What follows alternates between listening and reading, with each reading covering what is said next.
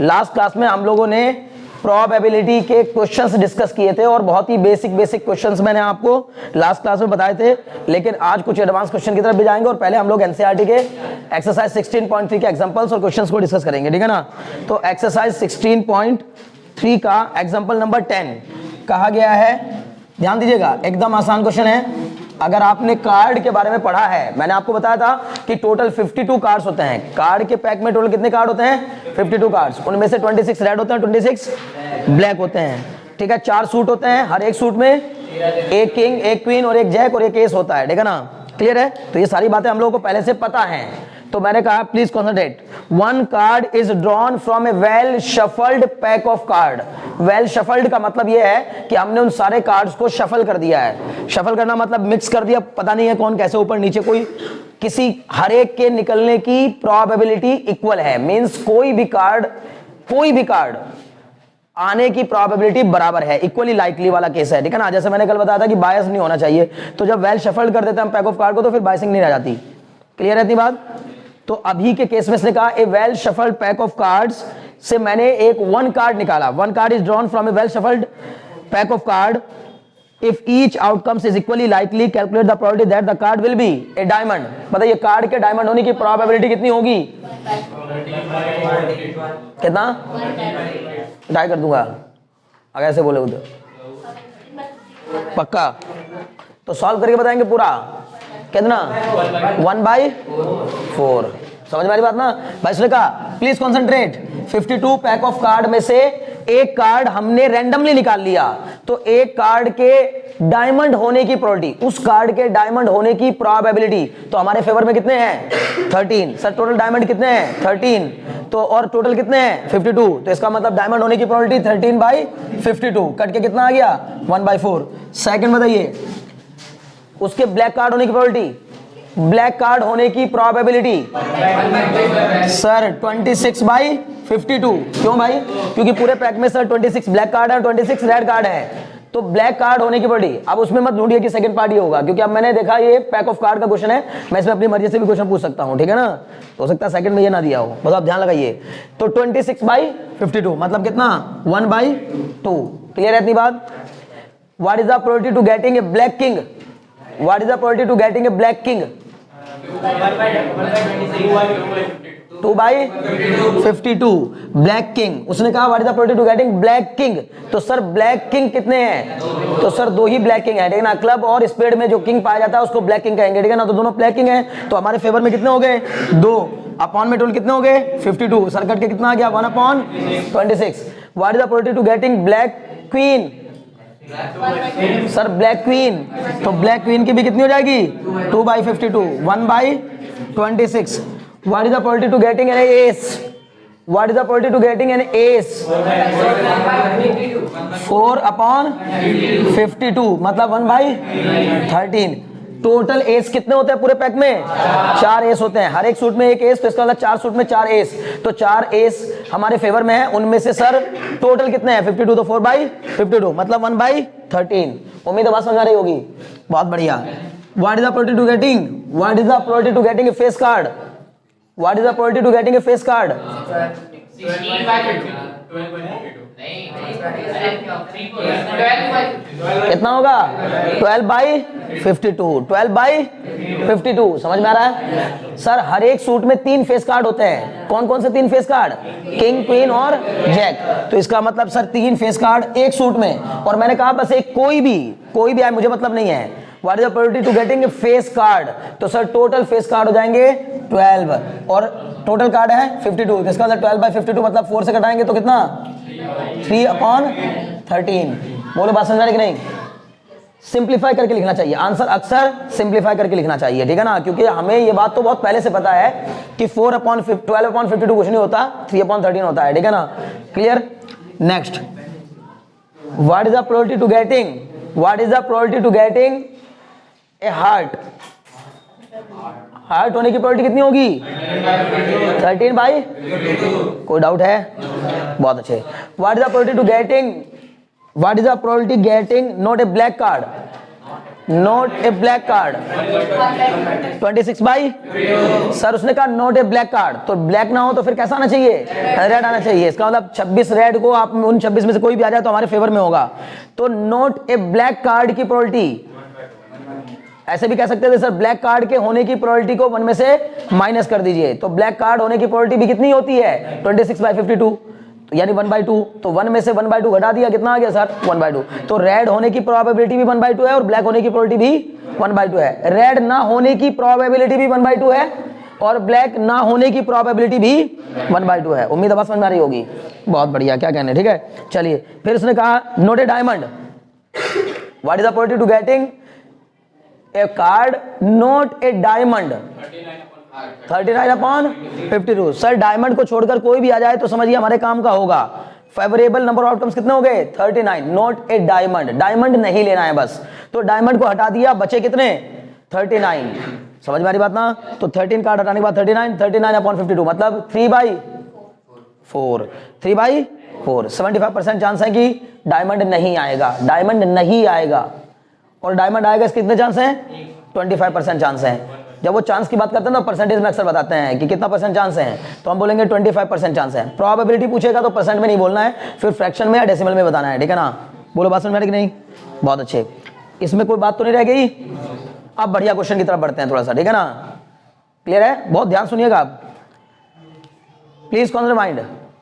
There are from a well shuffled pack of card we draw 2 cards 1 by 1 without replacement, 2 cards we draw 2 cards 1 by 1 without replacement, बिना replacement के हमने 2 card निकाले एक एक करके, तो दोनों के क्वीन होने की प्रोबेबिलिटी कितनी है।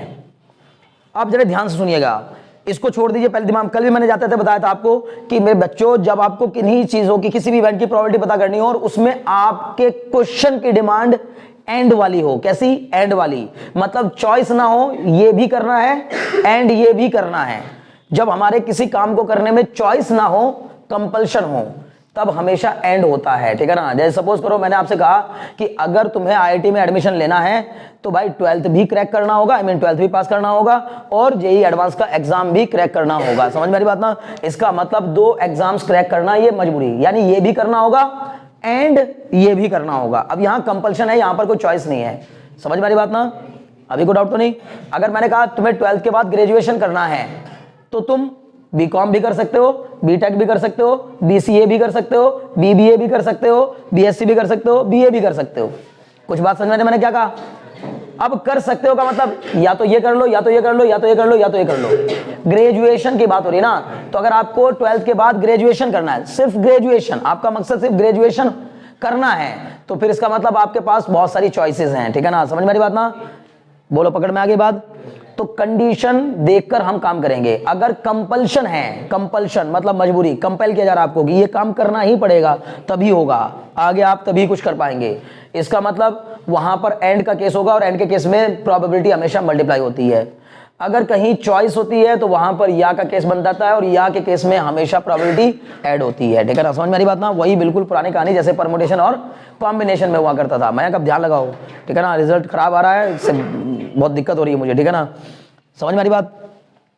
ये मत सोचिए उधर अभी आवाज आ रही होगी, उधर से वो आवाजें यहाँ भी, यहाँ से वहां भी जा सकती हैं, ठीक है ना, उधर से आवाज नहीं आ रही, उनको बच्चों को पढ़ रही है, ठीक है ना, तो तुम्हें नहीं आ रही है शायद आवाज, इसका मतलब बहुत ध्यान से पढ़ाई कर रहे हो तुम लोग, मेरी बात बड़े ध्यान से सुन लो। हाँ क्या कहने, वेरी गुड, पॉजिटिव रहना चाहिए, ठीक है ना। चलो तो अभी ध्यान लगाओ, ठीक है। क्या बताया मैंने कि अगर एंड का केस होगा तो प्रोबेबिलिटी को मल्टीप्लाई करेंगे और का केस होगा तो प्रोबेबिलिटी को ऐड करेंगे। चलो जी, मैंने कहा मैंने एक पैक ऑफ कार्ड में से 2 कार्ड 1 by 1 निकाले हैं without replacement, without replacement. What is the probability to getting both are queen, दोनों के क्वीन होने की प्रोबेबिलिटी कितनी होगी। क्लियर है। तो सर पहले कार्ड के क्वीन होने की प्रोबेबिलिटी, अब इसको छोड़िए है ना, 2 कार्ड मैंने 1 by 1 निकाले हैं, तो पहला कार्ड क्वीन आएगा, इस बात की प्रोबेबिलिटी कितनी होगी सर 4/52।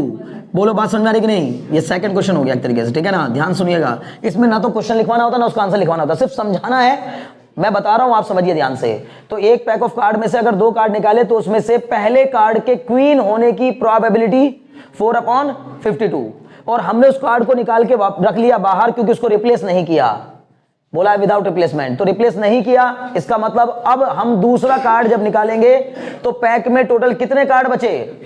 51। उनमें से कितनी क्वीन है? अब सर एक क्वीन ऑलरेडी निकल चुकी है, इसका मतलब 3 क्वीन है, ठीक है ना, तो इसका मतलब 3 क्वीन और टोटल 51, तो इसका मतलब दूसरी वाले कार्ड पर क्वीन आएगा, इस बात की प्रोबेबिलिटी होगी 3/51। बोलो बात समझ में आएगी कि नहीं? और सर मैंने कहा दोनों क्वीन होनी चाहिए, इसका मतलब ये भी क्वीन होनी चाहिए एंड ये भी क्वीन होनी चाहिए। बोलो बात समझ में आएगी नहीं? इसका मतलब एंड का केस है तो एंड के केस में दोनों को क्या कर देंगे? मल्टीप्लाई कर देंगे, तो ये कुछ मिला जुला कर आपका आंसर आएगा 1/13 इंटू ये कितना आएगा? 1/17। इसको सॉल्व कर दीजिएगा तो दोनों कार्ड पर क्वीन आएगी, इस बात की प्रोबेबिलिटी बहुत कम हो जाती है। बोलो क्लियर हुआ कि नहीं? किया है, बिल्कुल किया है, वहां पर विद रिप्लेसमेंट रहा होगा, समझ गए ना? अगर विदाउट रिप्लेसमेंट होगा तो अलग बात है, विद रिप्लेसमेंट होगा तो अलग बात है। अगर यही क्वेश्चन सुनिए अब ध्यान से, मैंने कहा मैंने 1 by 1 2 कार्ड निकाले और विद रिप्लेसमेंट निकाले, विद रिप्लेसमेंट, तो फिर क्या होगा? फिर दूसरे वाले कार्ड पर भी क्वीन आने की प्रोबेबिलिटी कितनी हो जाएगी? 4/52। नहीं समझे? अगर यही एक्सपेरिमेंट हम कैसे कर रहे होते? विद रिप्लेसमेंट, तो विद रिप्लेसमेंट में पहले कार्ड पर क्वीन आएगी, इस बात की प्रोबेबिलिटी 4/52। अब हमने निकाला और वापस उसको देखकर नोटिस करके वापस रख दिया, तो वो कार्ड जो भी निकला था वो वापस चला गया, तो इसका मतलब कार्ड अभी टोटल 52 हो गए और क्वीन भी वापस कितनी हो गई? 4 हो गई, तो इसका मतलब दोनों में क्वीन होने की प्रोबेबिलिटी कितनी हो जाएगी? 4/52। बोलो बात समझ में आएगी नहीं? अरे समझ गए? ध्यान लगाओ इधर, ठीक है? इसको आप आसान मत समझो, बार बार कह रहा हूं, ये सिर्फ लग रहा है आसान क्योंकि एनसीईआरटी उठाओगे तो आसान ही लगता रहेगा, ठीक है? कंपटीशन की तरफ जाओगे तो फिर आसान नहीं लगेगा, ठीक है ना, फिर थोड़ा मुश्किल होने लगेगा। और बेसिक लेकिन पहले जानना जरूरी है भाई, यही नहीं आएगा तो आप आगे कितना भी फिर सोचते रहिए, फिर कुछ नहीं आने वाला। तो अभी ध्यान सुनो, क्लियर हो गया? फिर वापस क्वेश्चन है, 4 cards are drawn from a well shuffled pack of card 1 by 1 with replacement. 1 by 1 with replacement. What is the probability to getting all the cards are of king? All the cards are of king. मैंने 4 card 1 by 1 निकाले with replacement, with replacement, तो चारों card all are king, all are king मतलब चारों पर king आ जाएगा, इस बात की प्रोबेबिलिटी कितनी है? कितना हो जाएगा? 4/52 की पावर 4। नहीं समझ में आ रहा हो तो मैं बताऊंगा, नहीं आ रहा है? सुनो बच्चे, मेरा कहना यह है, मैंने एक पैक ऑफ कार्ड मेरे पास है, उसमें से एक एक करके मैंने 4 कार्ड निकाले, लेकिन विद रिप्लेसमेंट। विद रिप्लेसमेंट का मतलब होता है कि निकाला, नोट डाउन किया, वापस रिप्लेस कर दिया, निकाला, नोट डाउन किया, वापस रिप्लेस कर दिया, मतलब देखा कि क्या आया है और उसको वापस रिप्लेस कर दिया, ठीक है ना? रिप्लेस करना मतलब तो वापस वहीं रख दिया, और क्या? रिप्लेसमेंट का मतलब यही होता है, वापस रख देना, उसी पैक में वापस रख देना, फिर से कार्ड निकालना। समझ में आ रही बात ना? तो ये काम हमने कितनी बार किया है? 4 बार। तो पहली बार किंग आने की प्रोबेबिलिटी कितनी हो गई सर? 4/52। अब हमने वो कार्ड नोट डाउन किया, नोटिस किया कि किंग आया है, दूसरी बार भी किंग आएगा, इस बात के चांस अब कितने हो गए? तो वापस रख देंगे। अब ये 2 अलग अलग कहानी हो गई। अगर हम विदाउट, ए बच्चे ध्यान लगा उधर, अगर हम विद रिप्लेसमेंट ये काम कर रहे हैं तो सर ये इंडिपेंडेंट इवेंट हो जाएगा। दूसरे कार्ड पर अब इस बात से कोई फर्क नहीं पड़ेगा कि पहला कार्ड किसका निकला था, नहीं समझे? पहला कार्ड कोई भी आया और दूसरा कार्ड के अब किंग होने की प्रोबेबिलिटी उतनी ही रहेगी। क्यों? क्योंकि आपने वो कार्ड वापस रख दिया। समझ में आ रही बात ना? तो वो पहले वाले कार्ड पर डिपेंड नहीं कर रहा। लेकिन सर ये वाला केस डिपेंडेंट इवेंट है। डिपेंडेंट मतलब कैसे हुआ भाई? पहले कार्ड अगर किंग हुआ तो दूसरे के किंग होने की प्रोबेबिलिटी घट जाएगी। बोलो कुछ बात समझ में आ रही है नहीं सर? क्योंकि उसमें कार्ड, किंग का कार्ड पहले में किंग एक निकल के और वो रखा गया बाहर, तो इसका मतलब अब किंग 4 के बजाय कितने बचे? 3। हालांकि पत्ते भी कितने हो गए? 52 गए, 51। लेकिन इससे मतलब नहीं, मत कहना कि एक उधर से घटा एक उधर से घटा, नहीं नहीं नहीं। फेवरेबल में 4 में से 1 कम होना और टोटल 52 में से 1 कम होना, इसमें भी फर्क है। कुछ बात समझ में आ रही ना? तो वैल्यू क्या हो जाएगी? प्रोबेबिलिटी क्या हो जाएगी? कम हो जाएगी, ठीक है ना? समझ में आ रही बात ना? बहुत अच्छे। तो अब लेकिन मैंने चारों क्या चाहिए थे मुझे? चारों किंग। तो एक बार निकाला, पहला कार्ड किंग आएगा, इस बात की प्रोबेबिलिटी कितनी हो गई? 4/52। अब उसको हमने वापस रख दिया तो अब फिर से बिल्कुल कार्ड का पैक वैसा ही हो गया जैसा पहले था। तो इसका मतलब अभी भी किंग आने की प्रोबेबिलिटी कितनी हो जाएगी? 4/52। तो इसका मतलब हर केस में कितनी रहेगी? 4/52 इंटू 4/52। बोलो बात समझ में आ रही कि नहीं आ रही है? ये बहुत काम की बात बता रहा हूँ। 1/13 इंटू 1/13 इंटू 1/13 इंटू 1/13, ये हो जाएगा सर 1/13 की पावर 4। बोलो समझ में आएगी नहीं? क्लियर हो गया? बहुत अच्छे। मैंने कहा टू आर किंग, ध्यान सुनिएगा, चलो खैर ये नहीं करते अभी, ज्यादा हो जाएगा नहीं तो आपके लिए, ठीक है ना। पहले हम वापस करते हैं। Two cards are drawn from a well shuffled pack of card one by one with replacement, what is the probability to getting both card are of same number, both card are of same number, sorry same number नहीं, both card are of same color, both card are of same color। Question समझ में आया? वापस बोल रहा हूं, मैंने किसी पैक ऑफ कार्ड में से 2 कार्ड 1 बाय 1 निकाले विद रिप्लेसमेंट, वो दोनों सेम कलर के होंगे, इस बात की प्रोबेबिलिटी क्या होगी?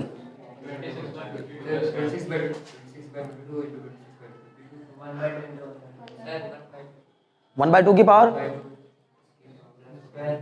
का स्क्वायर, मतलब ये कहना 1/2 का स्क्वायर यानी 1/4, आपके अकॉर्डिंग 1/4 कैसे? या लगेगा ना, या आप रेड निकालेंगे या ब्लैक निकालेंगे, एंड नहीं लगेगा। अब मैं तो 2 बात पूछ रहा हूँ, तुम कह रहे हो एंड लगेगा, वो कह रहा है या लगेगा। अब मैं यही जानना चाह रहा हूँ, एंड लगेगा या लगेगा? बोलो तुम्हें क्या लग रहा है? तुम्हें क्या लग रहा है?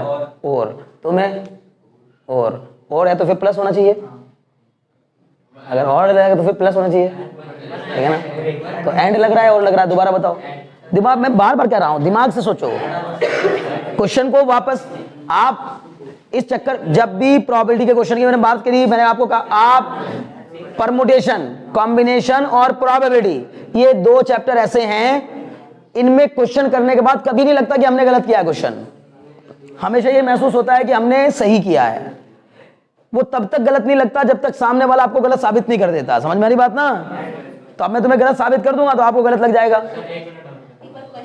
क्वेश्चन नहीं पे। इसीलिए यही मैं कह रहा हूं कि बेहतर तरीका होता है कि अगर आपको लग रहा है कंफ्यूजन है हल्का सा भी, तो दोबारा क्वेश्चन पढ़िए या 2 बार क्वेश्चन रिपीट कराइए। तो क्वेश्चन ये है कि अगर मैंने किसी well shuffled pack of card में से 2 कार्ड 1 बाय 1 निकाले विद रिप्लेसमेंट, ठीक है, with replacement, both card are of same colour, इस बात की प्रोबेबिलिटी क्या होगी कि दोनों कार्ड सेम कलर के होंगे? सर 1/26 का स्क्वायर प्लस 1/26 का स्क्वायर, 1/26 का स्क्वायर प्लस 1/26 का स्क्वायर। और बताओ एक,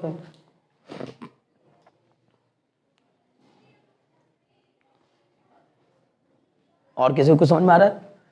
फंस गए?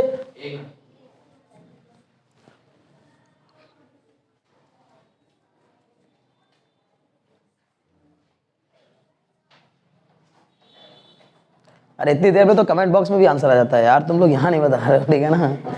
तो जो लोग देख रहे हैं वो भी कमेंट बॉक्स में आंसर दे देंगे उतनी देर में, तो ठीक है ना।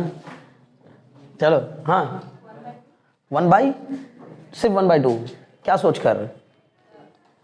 2 कलर है, 2 कलर में से एक बार में से कोई भी कलर खुद ही को नहीं जस्टिफाइड हो रहा है तो फिर मुझे क्या बताऊंगी, है ना। खुद को जस्टिफाइड नहीं लग रहा है तो मुझे नहीं बता पाओगे, है ना। फिर ये तो सच है, ठीक है, कोई बात नहीं, बताता हूँ। ध्यान दो आप लोग, मैं फिर कह रहा हूँ अपने सोचने समझने के तरीके को थोड़ा सा चेंज करिए। बार बार इसी बात को कहा जा रहा है। और सोचने समझने की क्षमता को बढ़ाने का सबसे बेहतर तरीका ये होता है कि हफ्ते में एक बार कम से कम जरूर रीजनिंग के कुछ क्वेश्चंस लगाया करिए, ठीक है ना। अगर आपको अपनी तार्किक क्षमता को बढ़ाना है ना, थोड़ा सा अपनी थिंकिंग एबिलिटी को इन्हांस करना है, तो उसके 2 ही रास्ते बनते हैं। या तो फिजिक्स के न्यूमेरिकल बिना किसी हेल्प के करना शुरू करिए, चाहे 4 की बजाय 2 ही हों, लेकिन बिना किसी हेल्प के करने की कोशिश करिए, तो आपकी तार्किक क्षमता बढ़ जाएगी, ठीक है ना। या फिर और आसान तरीका ये हो सकता है कि सर फिजिक्स के क्वेश्चन तो हो नहीं पाते, बोरियत होने लगती है, क्योंकि 2 क्वेश्चन 3 क्वेश्चन करते करते टाइम निकल जाता है। तो फिर एक तरीका होता है हफ्ते में कम से कम 1 दिन घंटे 1.5 घंटे बैठ करके कोई भी रीजनिंग की किताब उठाए, कोई भी, इवन कोई पुरानी किताब उठा लो, सैनिक स्कूल की किताब उठा लो, आपने कभी पेपर दिया हो, कोई भी आपके पास रीजनिंग की किताब हो जिसमें रीजनिंग के क्वेश्चंस दिए गए हो, तो घंटा 1.5 घंटा, बहुत ज्यादा नहीं, हफ्ते भर आप उसी को पढ़ते रहे, ये नहीं करना है। किसी भी दिन एक माइंड की एक्सरसाइज का एक तरीका है, सिर्फ माइंड को थोड़ा सा शार्प करने के लिए रीजनिंग की जाती है, ठीक है ना। समझ मेरी बात ना। रीजनिंग से हमारे सोचने समझने की क्षमता का में विकास होता है, क्लियर। तो थोड़ा सा ध्यान लगाओ। देखो मैं क्या बता रहा था, 1/16 प्लस 1/16 तो 1/8 होता है, आप पूरा आंसर क्यों नहीं बता रहे हो? तो पहली बात ऐसा है नहीं, लेकिन चलो अच्छी बात है, तुमने ऐसे बता तो मुझे आइडिया तो लग रहा है कि तुम क्या करना चाह रहे हो। 1/16 कहाँ से आया ये बताओ? सर पहले मतलब दो कार्ड निकाल के सोचा ब्लैक में और ब्लू में, इनके बीच में प्लस है। चलो कोई बात नहीं, हाँ कोई बात नहीं, हाँ हाँ हाँ। तो 1/4 एक पहले कार्ड का, 1/4 दूसरे कार्ड का। कहाँ 1/4 आ जाएगा यार? 2/4 सुनो आप, चलो सुनो, छोड़ दो बस अब मैं बताता हूँ। सुनिए, पहला कार्ड उसने कहा, पहली बात तो दोनों कार्ड सेम कलर के होने चाहिए। ये तो नहीं कहा दोनों कार्ड रेड कलर के होने चाहिए। तो सर दोनों कार्ड सेम कलर के होने के लिए या तो दोनों रेड हो या तो दोनों ब्लैक हो। तो या आ गया, या तो आ गया, मतलब इसमें या लगेगा। लेकिन दोनों रेड में एंड आ जाएगा। क्या आ जाएगा? एंड। कैसे?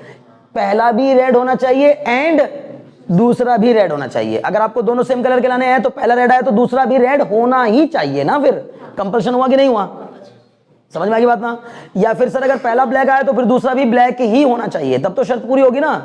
तो इसका मतलब पहले कार्ड के रेड होने की प्रोबेबिलिटी 26 और दूसरे के भी रेड होने की प्रोबेबिलिटी 26 ये दोनों के रेड होने की प्रोबेबिलिटी हुई। लेकिन जरूरी तो नहीं थी दोनों रेड ही आ जाएं, या फिर दोनों कैसे आ जाएं? ब्लैक आ जाएं। तो फिर या के लिए यहां बीच में क्या लग जाएगा? प्लस। अब दोनों के ब्लैक आने के लिए भी क्या ही चांस होंगे सर? 26/52 इंटू में कितना? 26/52। बड़े मजे के साथ सीखने वाली क्लास है यार, ये मजा आता है इसमें। लिखना कुछ भी नहीं है, सिर्फ समझना है। अब ये 26/52 क्यों है दूसरा वाला? क्योंकि रिप्लेसमेंट की बात हो रही है। विद रिप्लेसमेंट है तो 26/52 है। अगर विद रिप्लेसमेंट ना होता तो ये बन जाता 25/51। बोलो बात समझ में आ रही कि नहीं? अगर इसी क्वेश्चन में कहता कि मैंने 1/1 दो कार्ड निकाले विदाउट रिप्लेसमेंट, तो इसका मतलब एक को रखे बगैर, उसको जो निकाला था उसको वापस रखे बगैर दूसरा निकाला, तो अब कार्ड तो कम हो गए ना इसका मतलब। लेकिन अभी के केस में मैंने क्या बोला था? With replacement. एक निकाला वो रेड आ गया, उसको वापस रख दिया, दूसरा निकाला वो भी रेड आ जाए, इसकी प्रोबेबिलिटी कितनी होगी? जब वापस रख दिया तो फिर से 26/52। अब आंसर कितना हो गया? 1/4 प्लस 1/4 अल्टीमेटली 1/2। दोनों के रेड या दोनों के ब्लैक होने की प्रोबेबिलिटी कितनी है? 1/2। 50% चांस है कि या तो दोनों रेड होंगे या तो दोनों ब्लैक होंगे। बोलो बात समझ में आई कि नहीं? अब कोई डाउट रह गया? 100%।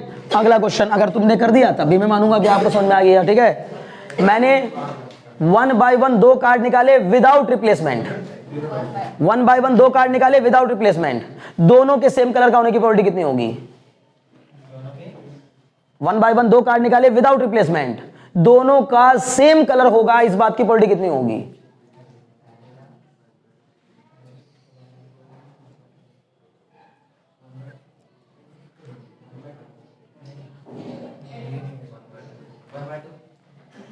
कितना?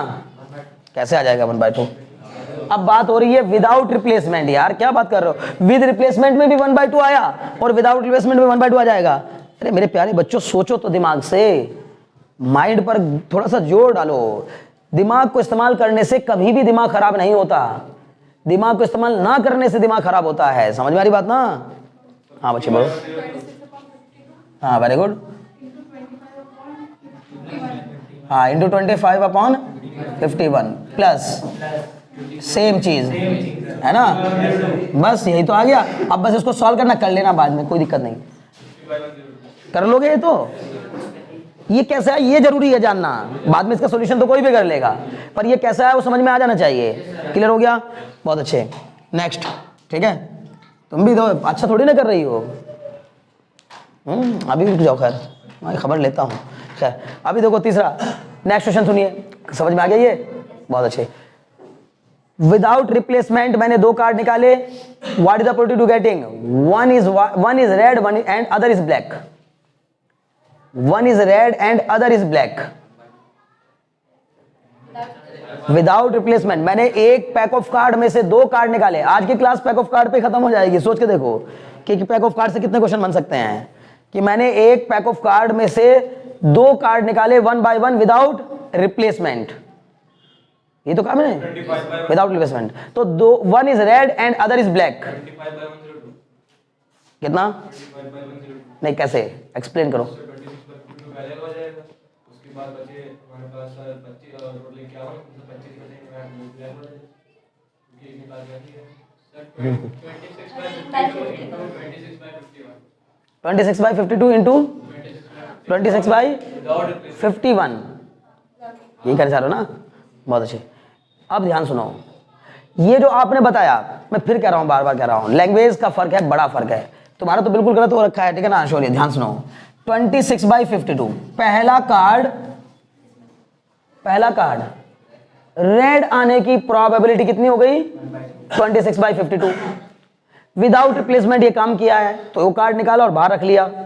अब कार्ड बचे कितने? 51। दूसरा कार्ड कैसा लाना है? ये अगर रेड है तो उसको कैसा लाना है? One is red and other is black. Black तो अभी भी पूरे बचे हैं ना, तो ब्लैक कितने बचे अभी? 26। टोटल कार्ड घट गए लेकिन ब्लैक उतने ही रहे। बोलो बात समझ में आएगी नहीं? इसका मतलब क्या हो जाएगा? 26/51। लेकिन ये भी आंसर नहीं है, समझ गए ना? बोलो क्यों नहीं है? क्योंकि हमने कहा ये तो एक केस हुआ ना भाई, मैंने थोड़ी बोला था ये किसका आंसर है, ये किस क्वेश्चन का आंसर है पता है? अगर मैं से बोलता first is red and second is black, उसका आंसर होता। मैंने बोला one is red other is black, इसका मतलब जरूरी नहीं कि पहली बार पे ही रेड आया होगा। नहीं समझे? दो केस बनेंगे सर, या तो पहली बार रेड आए दूसरी बार ब्लैक आए तो भी हमारे फेवर में हुआ, या सर पहली बार ब्लैक आए और दूसरी बार रेड आए तो भी हमारे फेवर में हुआ। तो इसका मतलब ऐसे ही कितने केस होंगे? दो केस, लेकिन वो दोनों या में होंगे, या तो ये हो जाए या तो। दिमाग पे जोर डालो, बोलो लग रहा है कि नहीं लग रहा है कि हम माइंड का गेम है यार, पेन वन नहीं चलाना पड़ता, माइंड चलाना है, माइंड, ठीक है ना? समझ गए? तो 26/52 अपॉन में 26/51 दोबारा फिर से, मतलब ये मैं क्या केस लगाया हूं? रेड ब्लैक और ब्लैक रेड। अगर हाँ ये कहता first is red and second is black, तब बस इतना ही होता। बोलो समझ में आ रहा है कि नहीं आ रहा है? निखिल क्या बचे? 51 कैसा है? मेरे पहले मैंने कहा विदाउट रिप्लेसमेंट हमने काम किया है। हमने एक कार्ड निकाला, वो रेड आ गया मान लीजिए, उसको एक किनारे रख दिया। अब दूसरा कार्ड निकाला तो दूसरे के ब्लैक आने के चांस कितने हैं? तो सर अभी तो रेड निकला है ना, ब्लैक अभी भी कितने बचे हैं कार्ड के अंदर? 26। और एक कार्ड निकाल के एक तरफ रख दिया तो टोटल कार्ड कितने हो गए?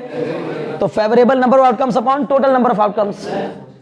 समझ गए? क्योंकि अब टोटल आउटकम्स केवल 51 बचे हैं। हो गया? अरे भाई इतना समझ में आ रहा है?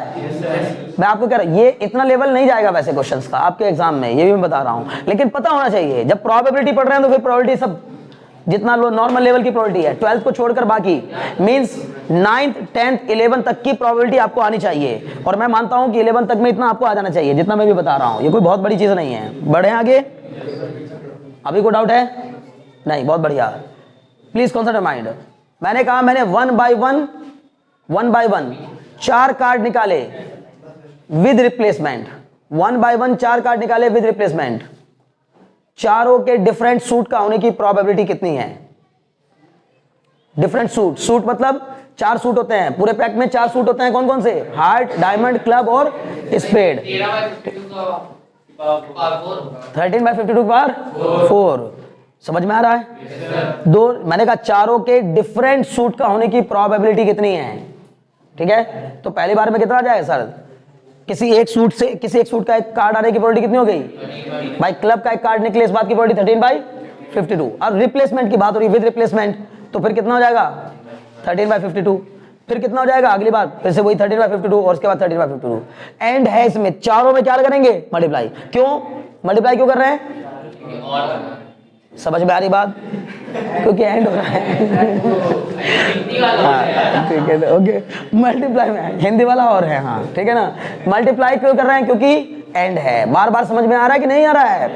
ओके, प्लीज कॉन्सेंट्रेट, ठीक है ना, ध्यान सुनिए। अगर मैंने इसी क्वेश्चन में कह दिया विदाउट रिप्लेसमेंट मैंने 4 कार्ड निकाले 1 by 1, तो चारों के डिफरेंट सूट का होने की प्रोबेबिलिटी कितनी है?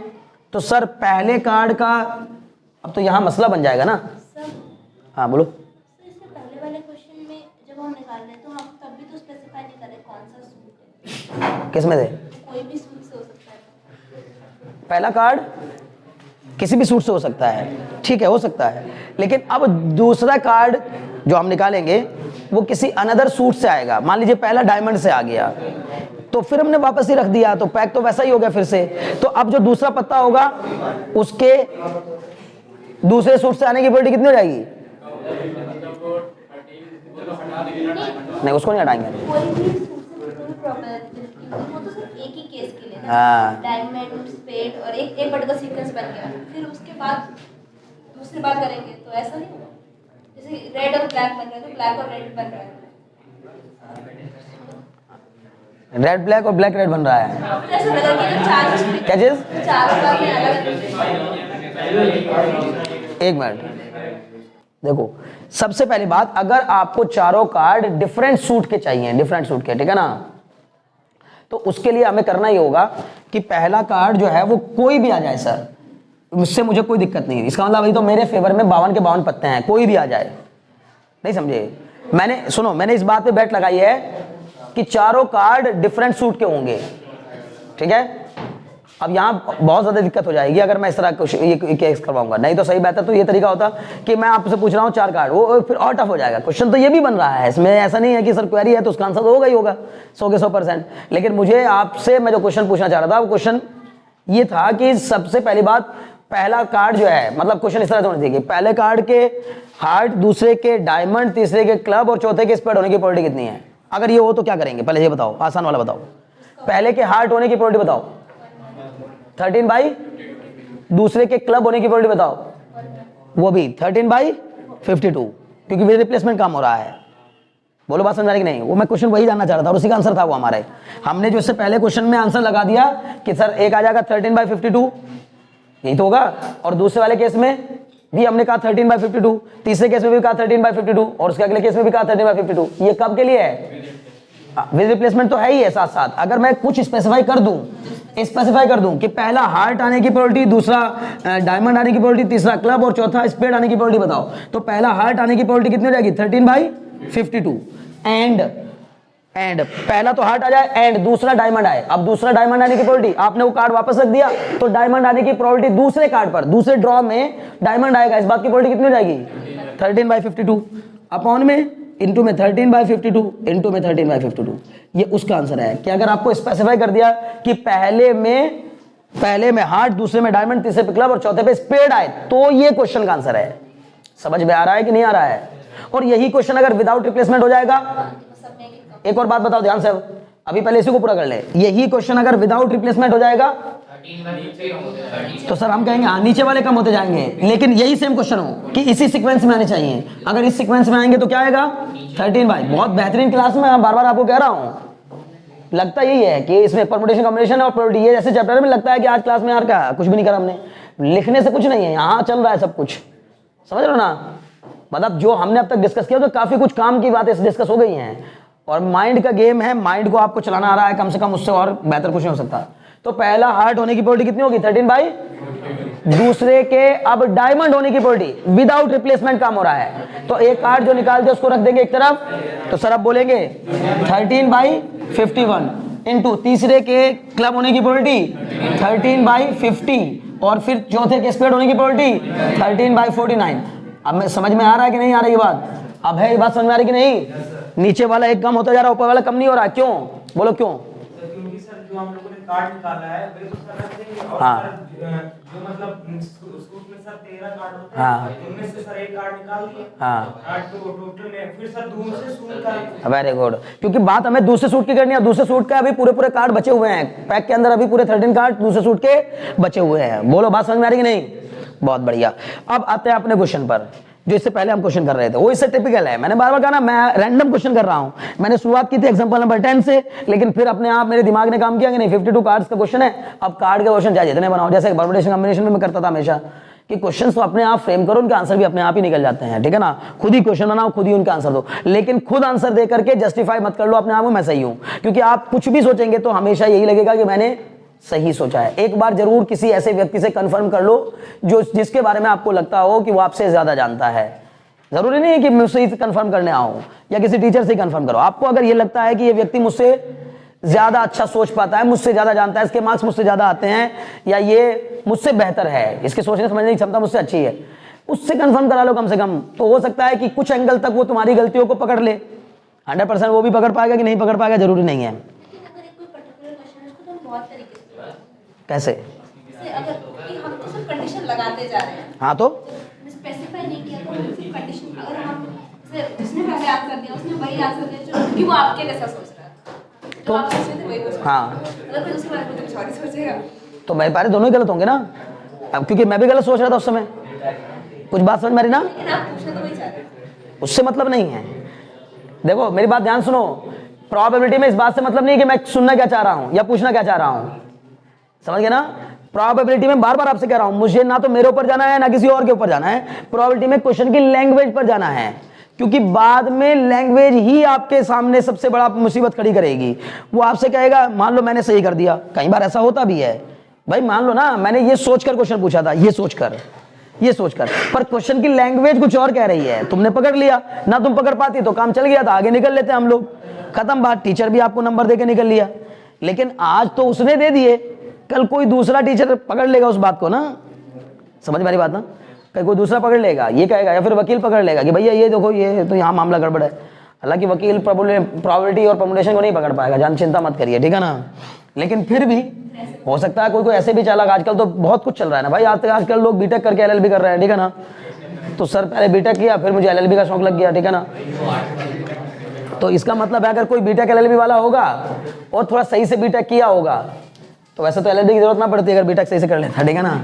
लेकिन फिर भी अगर बीटेक किया होता तो और एलएलबी कर रहा है तो वो पकड़ सकता है। खैर सुनो, अब उसने क्या कहा भाई, सुनो मेरे प्यारो, चारों क्या होने चाहिए, डिफरेंट सूट के होने चाहिए। तो सर अब हमें केसेस बनाने पड़ेंगे, और केसेस किस तरह के बनेंगे कि सर हमारा पहला कार्ड तो कोई भी आ जाए, चारों डिफरेंट सूट के लाने हैं हमें, तो पहला कार्ड कोई भी आ जाए मेरे काम का है।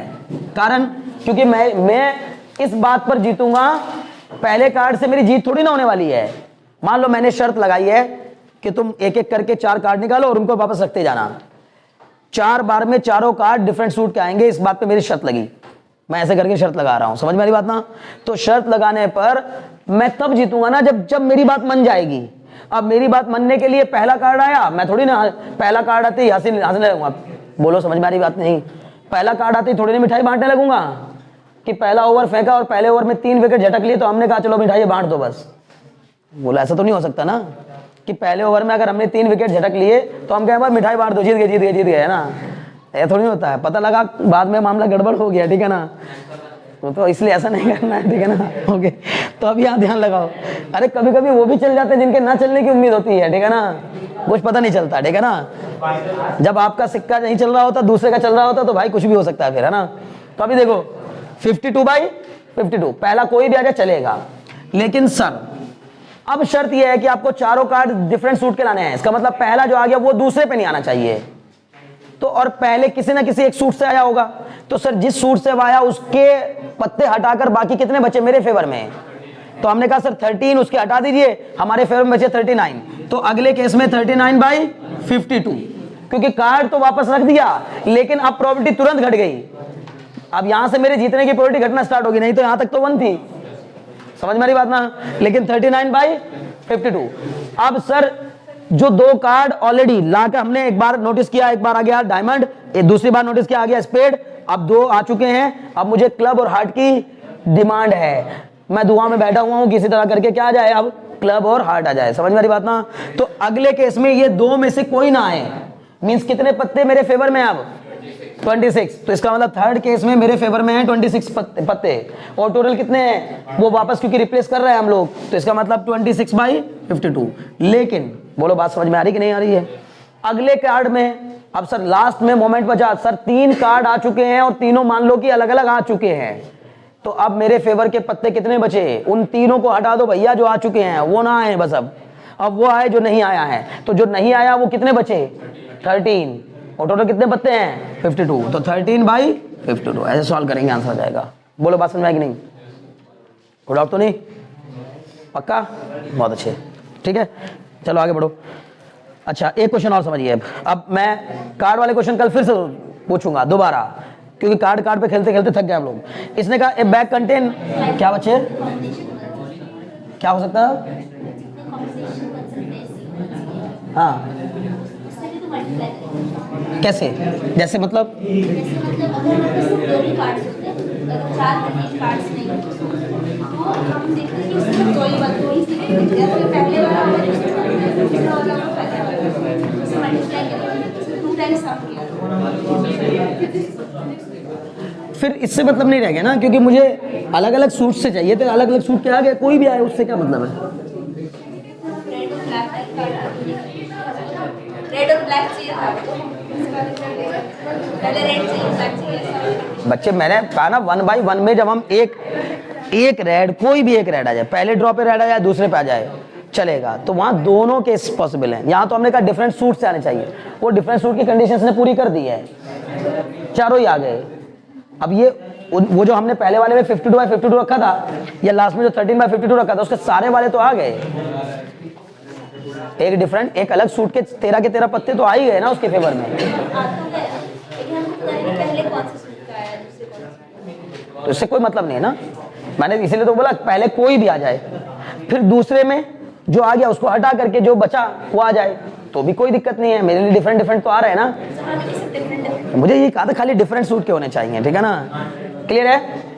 बड़े आगे एक क्वेश्चन सुनिए ध्यान से। इसने कहा bag contain 9 disc, please concentrate. एक बैग में एग्जांपल नंबर 11 है ये, 4 red 3 are blue and 2 are yellow. 4 red 3 blue and 2 yellow, 9 disc रखी हुई है एक बैग के अंदर। The disc are similar in shape and size, वो डिस्क जो है वो सेम सिमिलर, मतलब सिमिलर शेप और सिमिलर साइज की हैं। अब a disc is drawn at random from the bag. अब तुम्हारे क्लास देखो, तुम्हारी बुक में तो इतने ऐसे क्वेश्चन दिए हैं, क्या है ये, इसके तो मुझे दाएं आंसर ऐसे दोगे आंसर की, ऐसा कुछ भी नहीं है ना। From the bag calculate the probability that it will be red, red होने की प्रोबेबिलिटी ऐसे चाहिए तुम लोगों को क्वेश्चन, ऐसे तो एकदम ही कर दोगे, है ना। अब मैं इसीलिए आपको थोड़ा लेवल बढ़ा देता हूं, तो आप लोग फिर पसंद लगते हो। दूसरा येलो होने की प्रोबेबिलिटी 2 by 9, और सर ब्लैक, आगे मैं बस ये पूछा ब्लू होने की प्रोबेबिलिटी, ब्लू की प्रोबेबिलिटी 1/3/9 है ना, मतलब 1/3। Fourth, not a blue, not a blue disc, तो सर ब्लू को छोड़कर बाकी सब आ जाए, तो 6/9 मतलब कितना 2/3। फिर पूछा है नाइदर आइदर रेड और ब्लू, आइदर रेड और ब्लू, आइदर रेड और ब्लू 7/9 आ गया भाई। इसमें कहना आइदर रेड और ब्लू, आइदर रेड और ब्लू, तो इसका मतलब 4+3, या तो रेड आ जाए तो ब्लू आ जाए, तो हमारे फेवर में 7 हैं, उनमें से कोई भी आ जाएगा तो हमारा काम बन जाएगा। तो इसका मतलब 7/9, और इसको ऐसे भी कर सकते थे कि 4/9 + 3/9, या तो 4/9 मतलब या के केस में हमने प्लस लगा दिया कि रेड आने की प्रोबेबिलिटी कितनी 4/9 और ब्लू आने की प्रोबेबिलिटी कितनी 3/9, दोनों को ऐड कर देंगे आंसर आ जाएगा 7/9। क्लियर हो रहा है, बहुत अच्छे। नेक्स्ट देखो, इसने कहा क्वेश्चन नंबर 12 में देखिए, 2 students, please concentrate, 2 student Anil and Ashima appeared in an examination. 2 student Anil और आशिमा एक एग्जाम में अपीयर होते हैं। The probability that Anil will qualify the examination is 0.05। देखो भाई सुनो बस बात में, अनिल के एग्जाम क्वालिफाई करने की प्रोबेबिलिटी कितनी है 0.05, मतलब कितना परसेंट, कितना परसेंट बोलो, कितना परसेंट 5%। बहुत बेकार स्टूडेंट है, ठीक है ना, okay. And Ashima will qualify the examination is 0.10। Ashima की कितनी है, आशिमा के एग्जाम को क्वालिफाई करने की प्रोबेबिलिटी 0.10, किसके ज्यादा है चांस, आशिमा की ज्यादा है, okay ji. The probability that both will qualify the exam, both will qualify the exam मतलब AN इंटरसेक्शन AS, क्या समझे इस बात से, बोथ का मतलब कॉमन, कॉमनली दोनों उसको क्वालिफाई कर जाएंगे, इस बात की प्रोबेबिलिटी भी दे दी है, कितनी 0.02,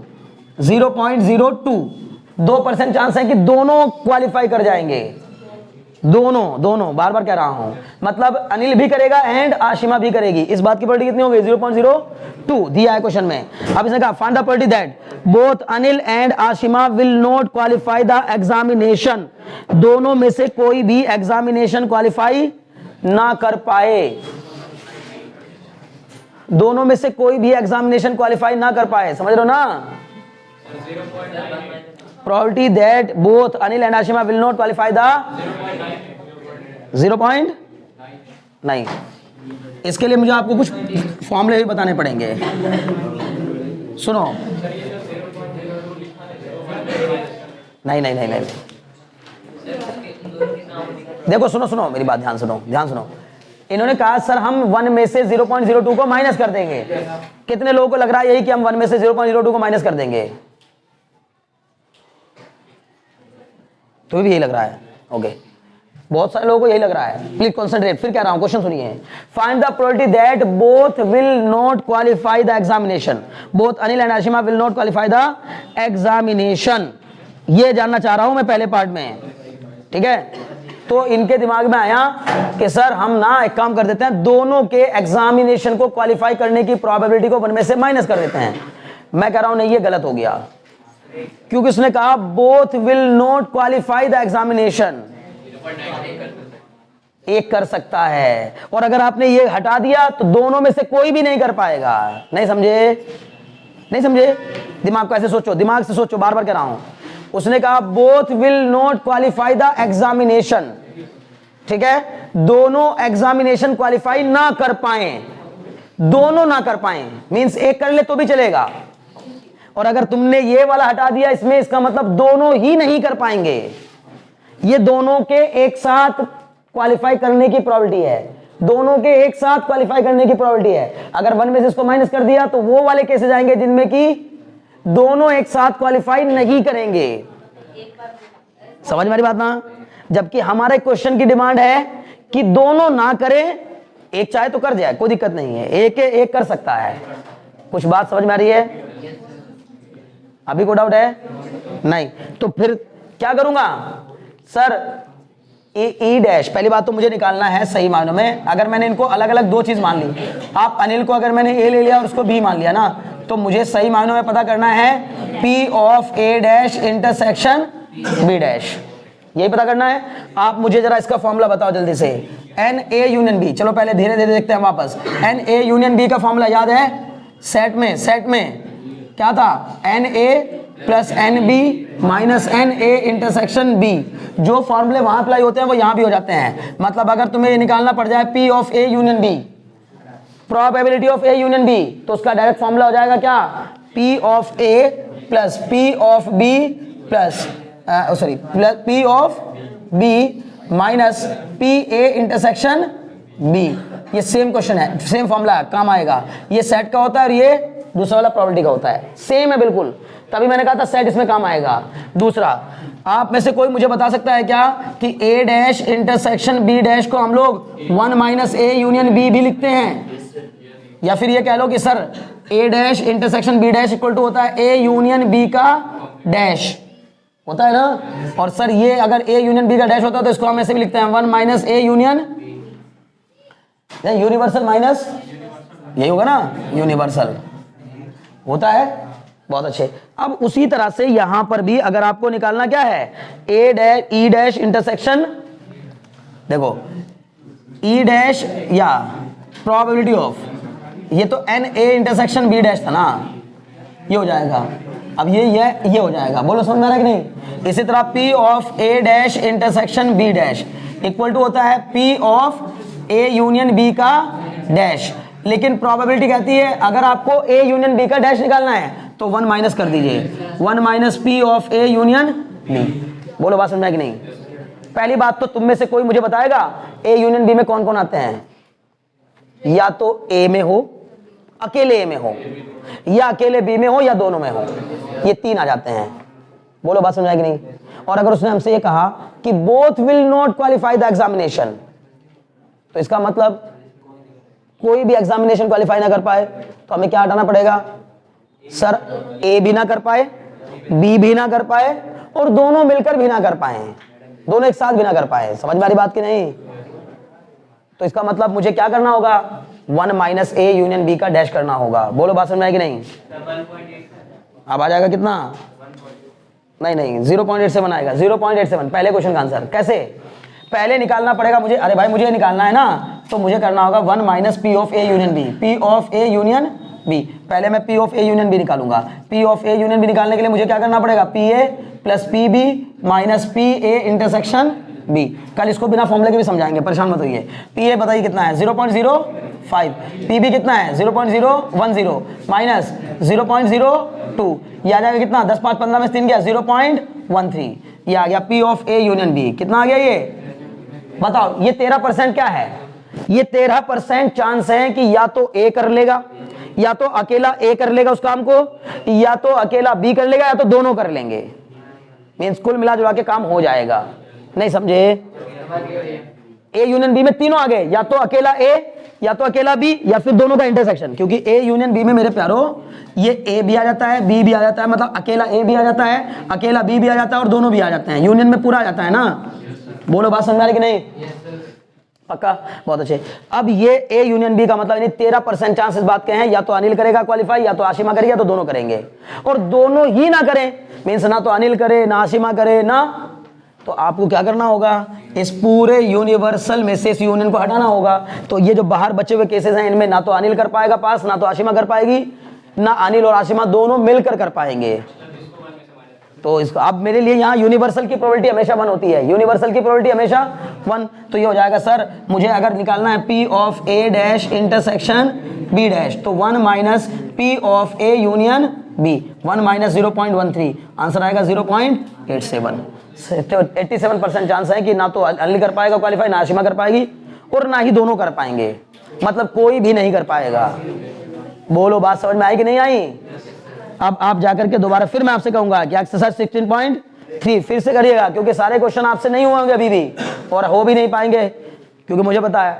कल फिर मैं कह रहा हूं लाइन लगा के कोई दिक्कत नहीं, क्वेश्चंस में टिक करके लेके आइएगा, लाइन से टिक करके लेके आए, कोई समस्या नहीं है, ठीक है ना? पेंटाग्राम से कर सकते हैं, लेकिन क्योंकि हमें कोई टेंशन नहीं उस बात से। पर मेरा कहने का मतलब ये है, अच्छा मैंने तो अभी तुम्हें से फॉर्मूले से बताया, परेशान मत होइए। बिना फॉर्मूले के दिमाग लगा के सोचना कि 87% कैसे आएगा, नहीं होगा, कल मैं बताऊंगा। समझ में आ गई बात ना? ओके, आज के लिए इतना काफी है प्रोबेबिलिटी में। नेक्स्ट क्लास में मिलेंगे, कल की क्लास में मिलेंगे, कल भी प्रोबेबिलिटी क्लास होगी, तो जाहिर है कि आपको कल काफी कुछ सीखने को मिल जाएगा, ठीक है ना इसमें? ओके चलिए, आज के लिए इतना काफी है।